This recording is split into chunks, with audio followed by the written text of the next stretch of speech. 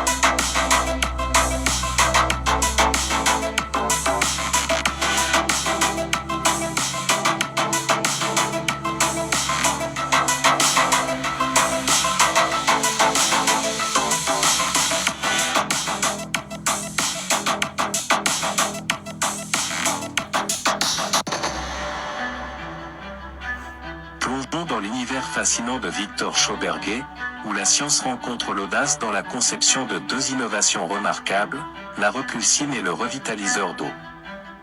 La repulsine, fruit de l'ingénierie révolutionnaire de Schauberger, incarne une avancée technologique extraordinaire. Basée sur les principes de la vortexologie, cette soucoupe volante... Let me show you something super interesting. This is the World Submarine Cables Map. I want you to think of South America as 1, Africa as 2, and Australia as 3. Notice how there is no cables from here to here or here to here. You might ask, why is that important? Here's why. The reason you will never see these cables connected is because look how far the distance is from 1 to 2 and 2 to 3, and the vast distance from 1 to 3. But Ryan, what about these cables here? Oh yeah, you mean the short distance right here?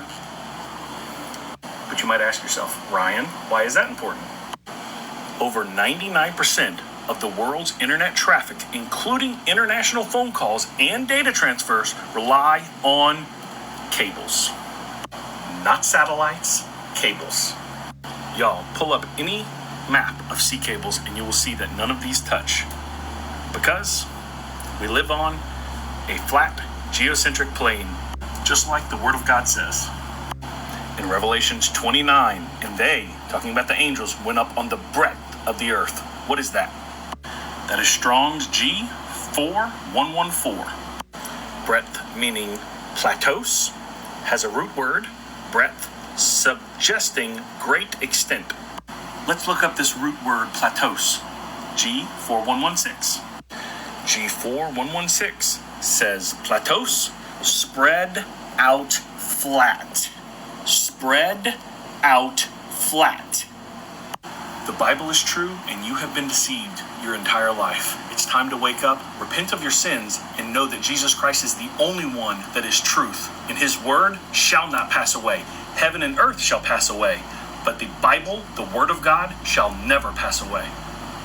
Let me show you something. I'm not gonna lie, I've never seen a coil design like this perform such an accurate physical representation of levitation. It almost looks like the coil is made of copper pipe. Sorry for getting in the way of the video here. But that is creating levitation off of induction. Different. I'm not gonna lie, I've never seen. Why have they kept this from us? Electric cars weren't invented by Tesla or the latest wave of hybrid tech. Back in the early 1900s, electric cars were popular and efficient. In fact, 1/3 of all cars in the United States ran on electricity. But look around today. Electric cars make up less than 1% of vehicles, so what happened? Powerful industries saw a threat. Governments and oil giants had sunk fortunes into gasoline infrastructure. So they acted. To protect their profits, they used their influence, pushing through laws and regulations that favored gasoline. Bit by bit, electric cars were pushed out of existence. Then, in 1980, a man named Stanley Meyer invented something even more revolutionary. A car that ran on water. His water fuel cell split water into hydrogen and oxygen, creating clean fuel. Meyer was on the verge of a breakthrough, one that could have reshaped technology forever. But soon after, he faced intense pressure, patents revoked, constant threats, and strange events that made him fear for his life. In 1998, Meyer reportedly suffered a sudden heart attack after drinking cranberry juice. As he lay dying, he whispered, "They killed me." And after his death, the water engine disappeared, buried like the reintroduction of electric cars. The question is, who benefits from keeping these breakthroughs hidden? What do you think? Will we ever see the water fuel cell return, or will it stay locked away? If these technologies existed once, what else have we lost to protect a few powerful interests? Why have they kept this from us? So what in the world is going on here? I've got my Starship Vortex hooked up to 1,000 watts, connected to an amp, connected to a AO scan frequency playlist. Look how much more play I get whenever I've got two magnets lined up. Now, it's so much different that I cannot keep this magnet inside. You can see it throws it out again and again and again, which is pretty cool. And so it made me think, like, I wonder if I change the configuration of the magnets, if it would actually make any difference. Throwed it out again. I mean, like, it honestly, it was almost frustrating at this point. So I added 3 to see if that would change. And I put them into like a triangle pattern. Look at how this is so much different. It's so much less chaotic. Now, I don't know if there's some sort of like magnetic field canceling out another magnetic field here and the configuration matters. But if I want it to fly, it seems like the magnets need to be all in a row. See, like no movement at all. Okay, see, I added a 4th one to see if that'd make any difference. And to me, it's almost a less movement. So it really doesn't make sense with what we're doing. So let's try this experiment again. Here's 1. All right, we're going to add the 2nd one. It loses its mind. It's going to try to fly out. We're definitely getting the most resonance from this. Okay, 3 of them are together. As long as they're in a row, they're great and they're still chaotic. Now add this 4th one. Do you see the configuration all in a row? Like, it is really chaotic. I suspect that this would fly out if it like had the clearance to. I think it's the length is almost keeping it in there. Anyway, tell me what you think. What's with magnetic? Hey everyone, I configured this Vortex coil design so it would use 0.3 millimeter wire and turn this essentially into an electromagnet. And I just wanted to show off the geometric structuring of this coil just to show you guys that there is no 360-degree turn in this coil. But yet, we can still form a Lorentz force in the center. So when I take my 12-volt, 9-watt adapter here, plug it in, connect my alligator clips from my adapter to the coil, watch what happens. So I'll use neodymium magnets. Look at this.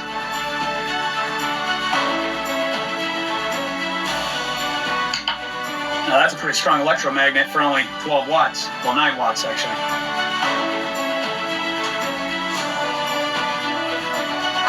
put more magnets in there too. Check this out.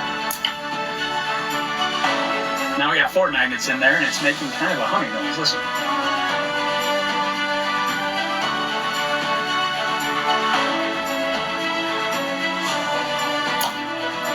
There's 5.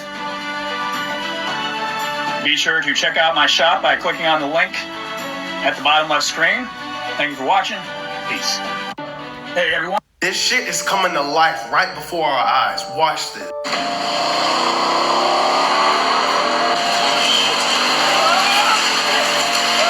This is huge. Drone, I'm flying in the middle of nowhere, dropping off thousands of these. I have no idea what it says. Death to America. Death to America. I don't know what the rest of this means, but this part, it definitely means death to America. Primary client works in the defense sector. I spent a lot of time studying the cost-benefit analysis of military campaigns.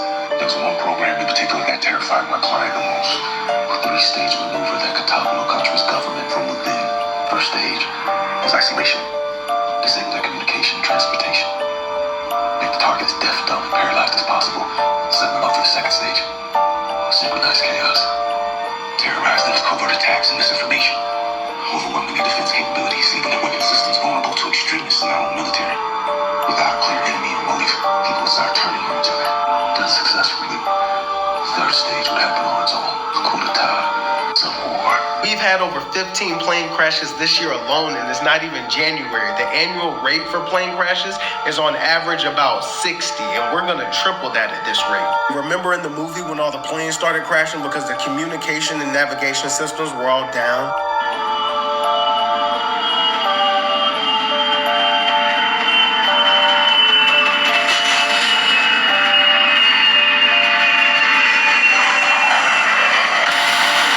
It also doesn't help that Trump recently just said this at the World Economic Forum. And I said, no, I'm not kidding. You don't have to hook into the grid, which is old and, could be taken out. If it's taken out, they wouldn't have any way to get any electricity. Now, I don't like the way he was saying could be and if. It's like he was giving us a warning.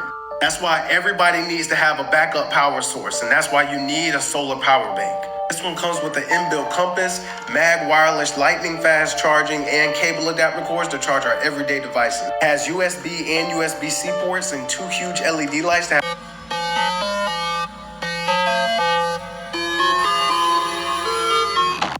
This method is way more efficient than solar.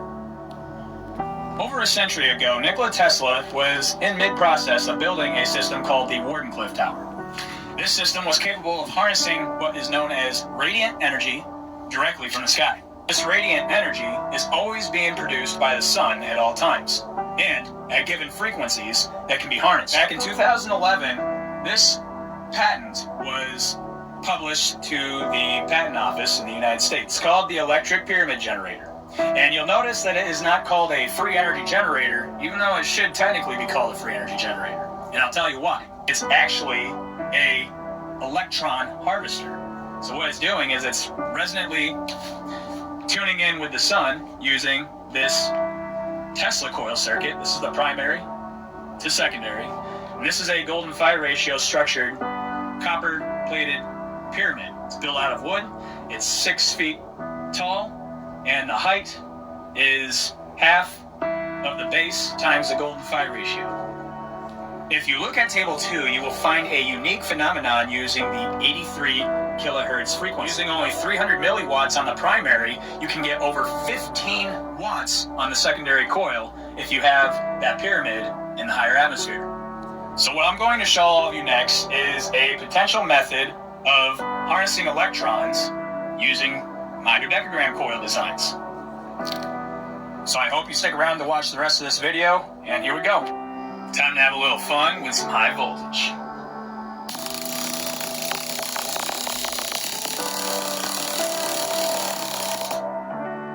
Yeah, here we go. I'm going to attempt a transmitter coil circuit using the dodecagram coils. If you are curious to build one of these coils for yourself, I highly recommend giving it a shot because of the mathematical principles behind it, and it does correlate very well with high voltage experiments. For this video, I am going to be doing a little demonstration on how to turn 3 of these coils into a transmitter and receiver coil circuit. Alright, here it is. So what I'm going to do next is connect the high voltage output leads to one lead on each side of my coils. What I'll do after that is create a spark gap, which I will be connecting the opposite ends of each coil to each electrode of the spark gap.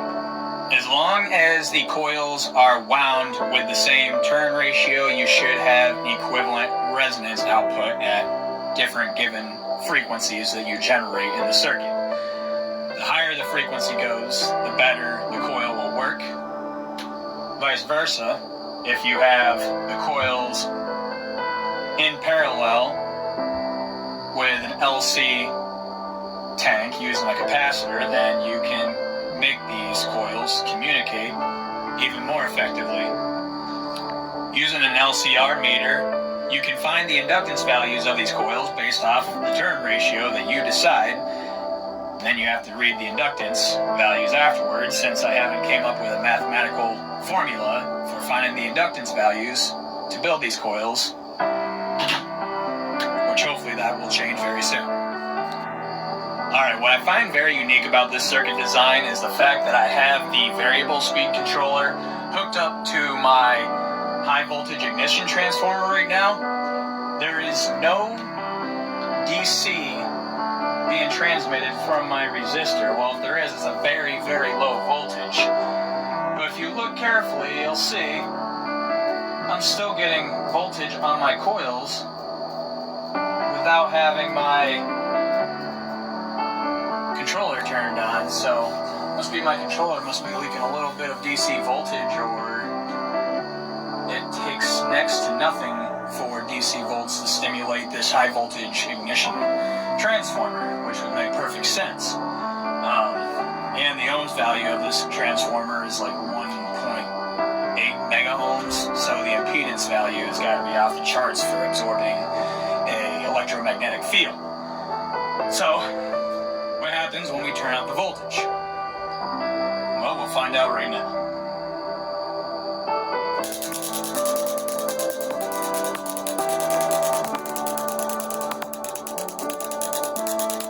Well, that was quite interesting. Alright, what I have done now is hooked up, well, hot glued, 2 sealing screws right here to operate as a spark gap.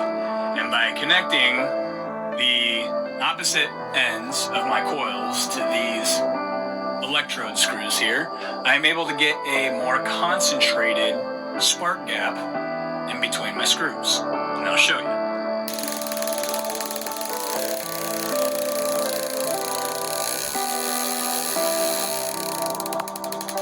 Believe it or not, if you have enough layers on these coils, you can start feeling ionic wind travel in between the coils, which is a very fascinating physical phenomenon that happens in the field of science and physics. Basically, how these coils are operating is when the magnetic field, actually when the electric field is collapsing, is creating a magnetic field that can be picked up in the third coil that I have right here. So what I'm going to do next is take my multimeter, hook it up to the coil, and I will show you how many volts and amps I get from the wireless power transmission, including the frequency. This coil only has 9 turns of 0.2 millimeter copper enameled wire. I have the voltmeter set in volts right now. Let me turn this thing on and see what kind of voltage we can pick up out of the system.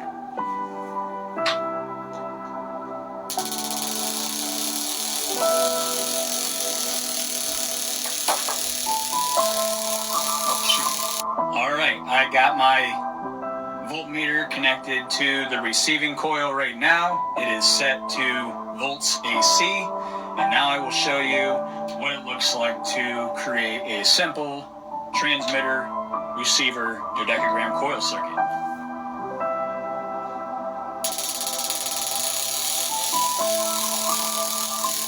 Now this isn't tuned at resonance.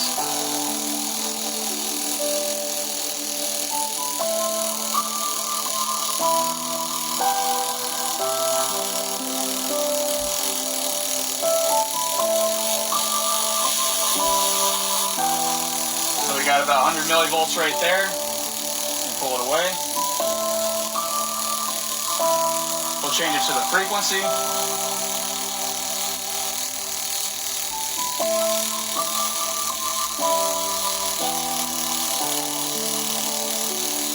Let's see if I can pick up the frequency with my other voltmeter. Alright, I'm going to try it out on this oscilloscope meter next.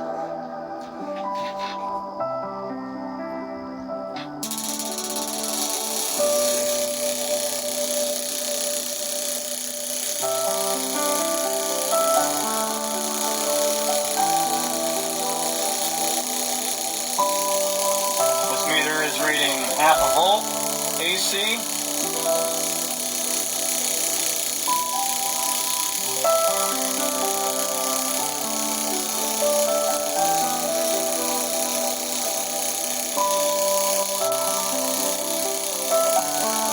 Alright, let's change it to the frequency.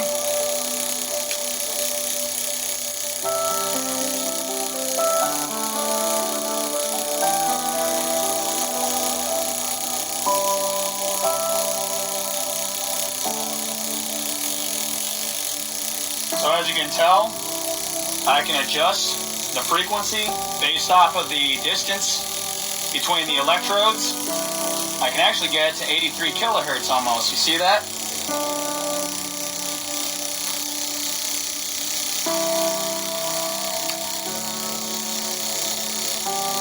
Now I got 700 volts, or 700 millivolts AC.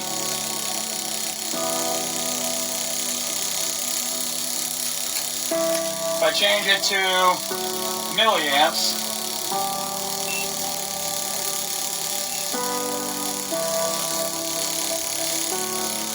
when I change it to milliamps,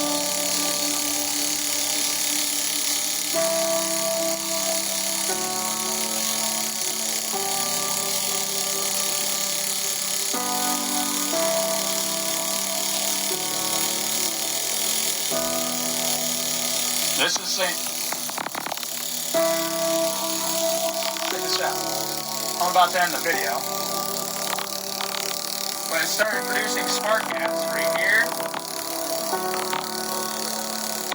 and right here.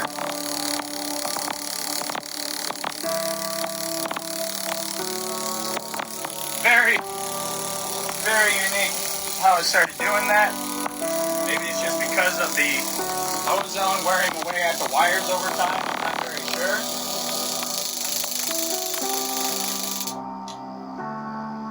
Just figured I would share this little experiment with all of you and just give you a little rough idea of how to build a transmitter receiver coil circuit using dodecagram coils. Now, if you have the coils wound clockwise and counterclockwise, you get much more efficient voltage and current transfer. I'm thinking I'm not getting as efficient of voltage and current transfer because these coils here are wound in the same polarity, so they are not being optimized to their full potential. So thank you for watching this video, everyone, and stay tuned for the next one. I plan to use a multi-layered dodecagram coil using finer wire. It's going to consist of 100 turns of 0.1 millimeter wire. So I'm going to have to make the frame a little bit thicker than the current frames that I have now. Now, in order to get a greater power output versus an input on this specific system, I don't want to have too much resistance on the coils. However, if the voltage does scale much higher, then minimal current really won't bother me too much as long as I step it down through a resonant air core step-down transformer. So once again, thank you for watching. Be sure to like, If you knew this in school, you would be the smartest person in your school. That is because this is how everything we study works. It is the concept of oscillation or vibration. Let me show you how it works. Let's break this wave up into a band like our eyes and our ears do. If we take the bottom right corner of the spectrum and connect it with the top left, we can see how these blend into each other. That is how we mix notes in music and colors in art. You are now an artist. That is fun, but what about the not fun stuff, like math? To figure out where any of those balls are, we just need the x and the y measurement. That is trigonometry. If I keep doubling how fast that wave is going, it starts to add these nodes, circles within circles. Enough of these nodes creates the illusion of 3D and the study of spheres.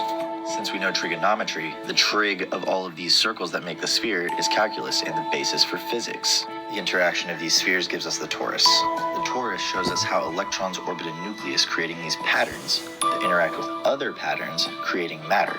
You have now unlocked particle physics. Before we get too advanced, we need to go back to the sphere, because the interaction of these spheres is a study in itself. Studying the interaction of spheres gives us geometry. Geometry. From here, we can see how nature uses this, and then use it in our own designs, like in architecture or engineering. With a better understanding of how nature builds things, we can use that information to build our own things. Now, if we go back and look at the shape of atoms, then they start to make sense. Vibrations above atoms make molecules, vibrations above molecules make all the stuff. Vibrations above the stuff create stuff within stuff. It's called an emulsion. Like this, that creates a moving system with boundaries, allowing more interactions with more stuff. Above that, we get systems that organize and replicate, creating primitive forms of life. Find out what you and your kids are interested in and use that. If you knew this in school, you would be the smartest person in your... This is a three-dimensional object, right? And it's casting onto a two-dimensional surface. The three-dimensional object controls the two-dimensional surface, but the two-dimensional surface has no experience of here. The changing in the three-dimensional object changes the two-dimensional surface. If we fractal this out to energies, universal energies that we don't have perceptions of, right? The dimensions above us. Yes. Then those changing frequencies are then cast onto our plane of existence, much like this is cast onto that. Even though that has no experience of this, we have no experience of the higher energies. We just see the effect of those. But I did have an experience. Yeah. And then you can get access, right? You can, that can portal into this, whether it's an altered state from. This is a three-dimensional object, right? If you took that small crystal, don't forget, it's live. There's energy moving there. It's matter just wrapped together and movement there. Now, if you took a piece of copper wire, fine copper wire, and you wrapped so many coils around it, leaving one end loose, and then wrapped it with some mica, and then wrapped the rest of the coil around it, and leave the two wires, one outside the mica and one inside the mica, now you have a little motor. And it won't work the motor as it is.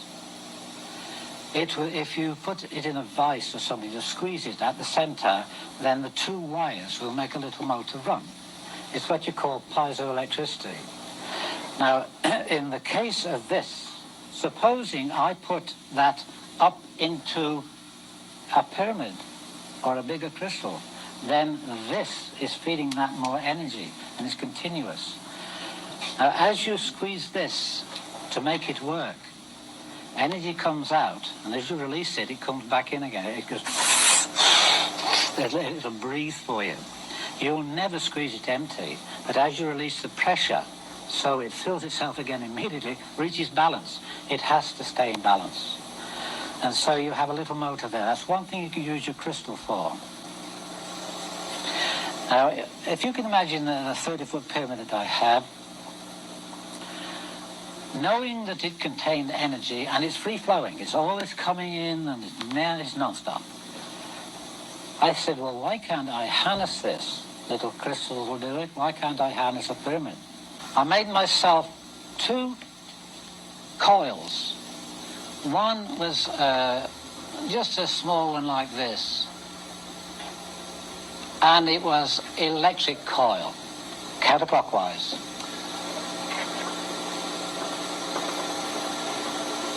And I hung that in the top of the pyramid. But before I did that, it was stove wire. Oh, yeah, go and ahead. There's about 8 strands of copper wire and stove wire. And I undid them and made them into a lot of fingers like this, spread them out, something like an antenna. And this end here, I just hung it up, fastened it up onto the beams, and I was right in the peak. Now I went downstairs and I had a spare piece of plywood, quarter ply, and I made a magnetic coil with old antenna wire. It was double wire. And I put one end straight through into the earth, and so looking at it like this, it stuck through there, and my coil is on here like that. And the other end I left standing up to connect. One's into the earth. Now, all this wire here is only quarter ply, and I used 2-inch staples. The staples went straight through the ply and gave me a better ground. This was also ground in the center. Now, there are many things that have happened to me in my time that I can't really explain.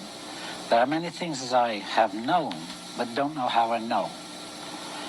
And this is one instance where this happened to me. I knew I had to connect these two together with some natural wool, sheep's wool.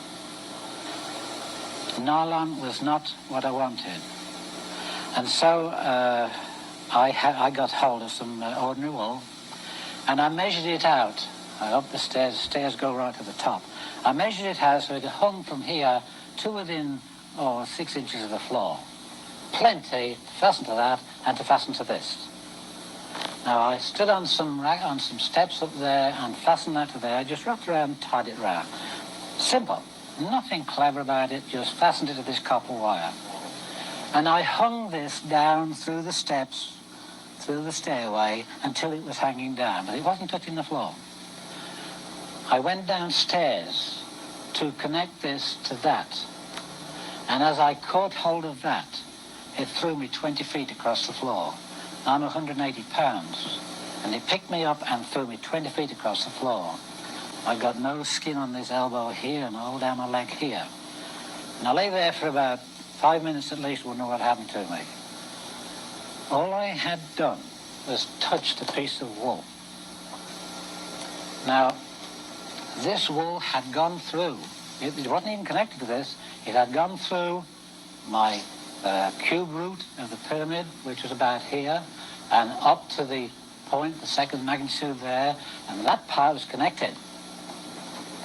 And when I touched that, I grounded the whole damn thing, and it threw me 20 feet across the floor. I didn't know what had happened to me, and the result of it was I took the whole thing to pieces. I still have the parts. You can have them if you want them. And I realized that I was fooling around with something I didn't really understand. It taught me a lesson, but it also meant that I could stand here and tell you, don't fool around with these crystals until you know what you're doing. You thought you've seen it all, but I have more. I found another patent called an earth battery patent. Ground electricity generator patent is what it's called. This thing produces up to 3,000 watts of electricity, which is enough to power half of your house. According to the patent, it utilizes over 300 cells, well, 300 cells to be exact. The cells have consisted of iron and carbon, and each piece is actually equal in size to produce a balanced amount of current, but they are huge pieces of carbon and iron per cell. It says, a generator constructed as above, described will yield 53.85 volts and 56 amperes, developing a total of 3,015 watts, or about 4 horsepower. That's more than significant. It says here that the couples may be joined in simple series or in multiple series. The prepared body of soil should be periodically moistened, preferably with the acid with which it was treated when first prepared for action.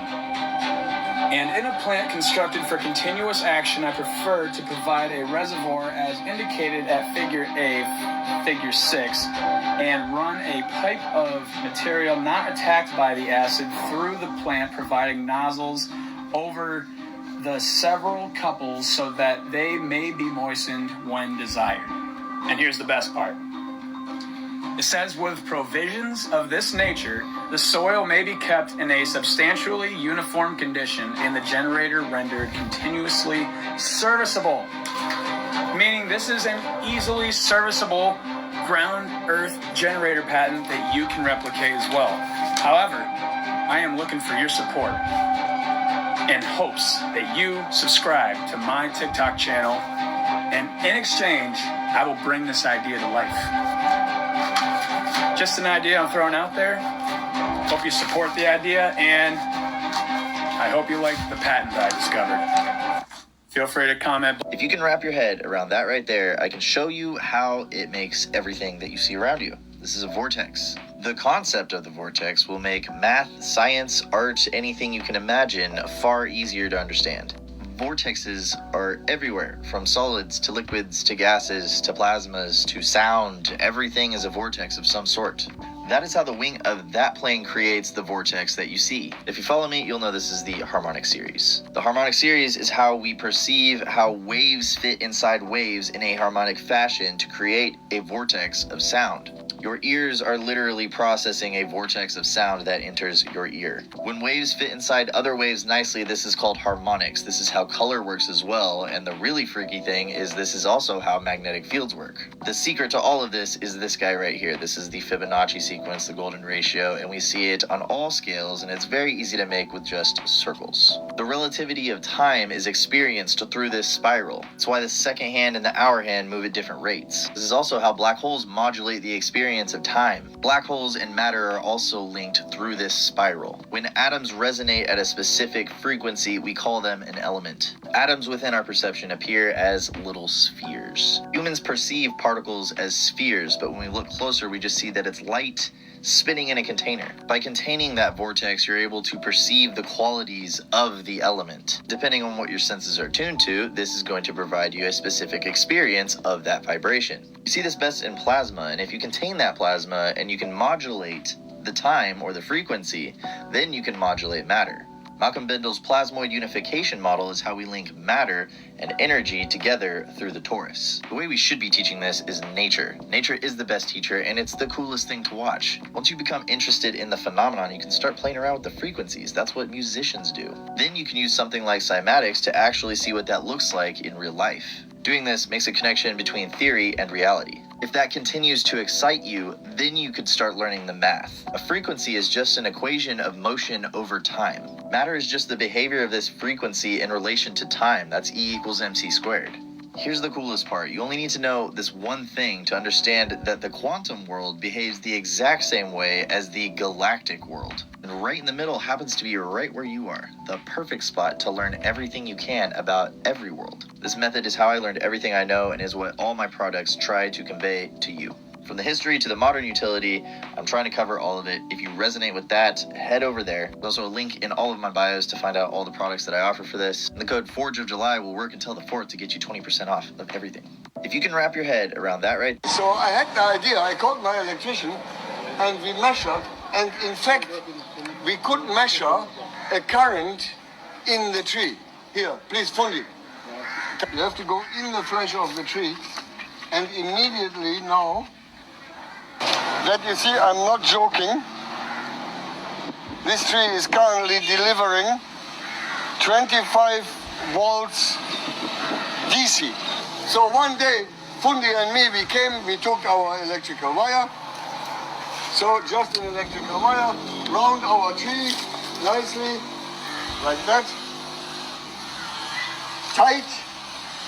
Yeah, it helps if before you put your wire, you really scratch the skin of the tree, and it helps if you keep a distance between your wires. You see the scar in the tree? Yeah. Where the tree have those scars, that's where they produce the most of power, categorically, yeah?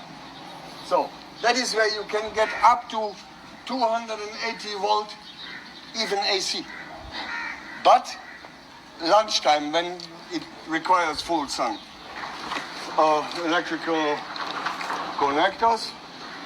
Now we should be able to measure the current, or we can run a light bulb or a grinder, which we are going to do for you in a second. Okay? So now, of course, I have both wires on. So here, careful. You see that? This is now 220 volt DC. You can check here, there is no wires going to the tree or whatsoever. Even before we figured that in the day we can run a grinder and in the night we can run a light bulb. All our security lights here in our shop, everything here runs off these trees. Now we connect the angle grinder. Here, please connect it for me. So, now you can see it is 2 o'clock lunchtime, bright sunlight. Yeah? So, we will see if we get now an angle grinder to run. Yeah.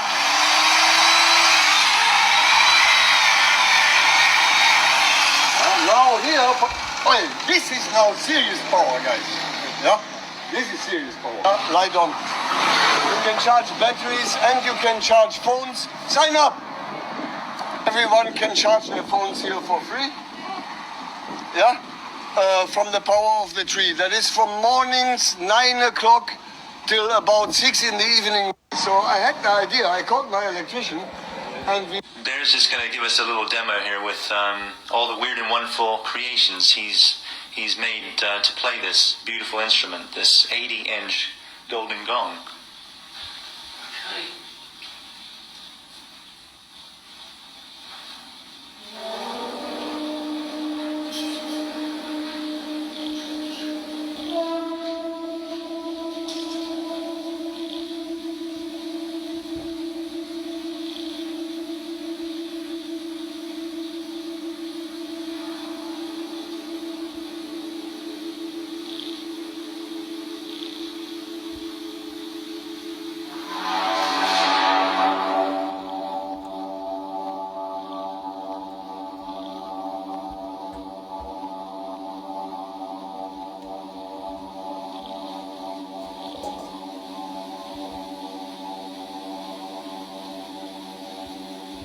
I literally do not understand how this is not mainstream household information. Like, every time I review this information, like, my mind is just blown over and over again. Just watch. Here's another interesting scientific fact. The heart is an electrical organ, producing by far the strongest source of rhythmic bioelectricity. This energy goes to every cell in your body. Your heart produces enough electrical energy to